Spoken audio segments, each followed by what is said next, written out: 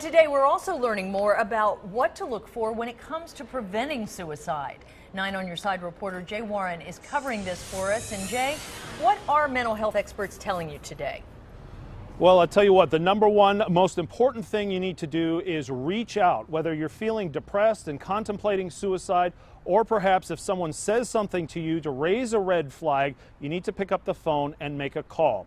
Now, Mental Health America of Southwest Ohio, located here at the United Way building in Cincinnati, we spoke to the director today for more on what people need to do to get the resources they need. In the wake of the attempted suicide at LaSalle High School, as those close to the student tried to answer why, we asked Liz Atwell of Mental Health America what can be done to help those considering suicide. The biggest thing is just to encourage people to reach out for help. So we know that a lot of people, when they're usually they feel really hopeless, and they don't reach out, they don't ask.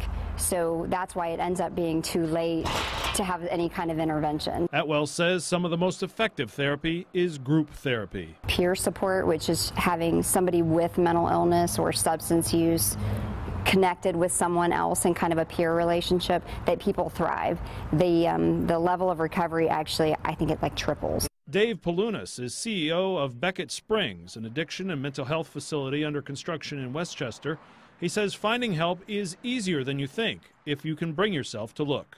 Google or the Yellow Pages, ask friends. Almost everyone knows someone who's had some type of mental health problems because it affects about 1 in 4 Americans. Atwell says that national hotlines are available too. The number one place that we promote, other than our numbers, would be calling like the 1-800 Suicide Prevention Lifeline. And that's because no matter where you are, if you call that number, you're going to end up getting connected with somebody who's in your community who can respond.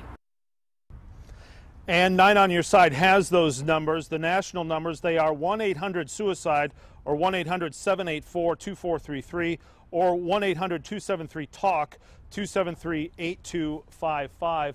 And lastly, one of the things you can do, it's starting to grow too, is call 911. It turns out a lot of first responders are getting training when it comes to suicide prevention. You can call 911 and then an officer could theoretically be dispatched to your place to help talk to you about this. Jay Warren, 9 on Your Side, Cincinnati. Important information tonight. Thank you, Jay.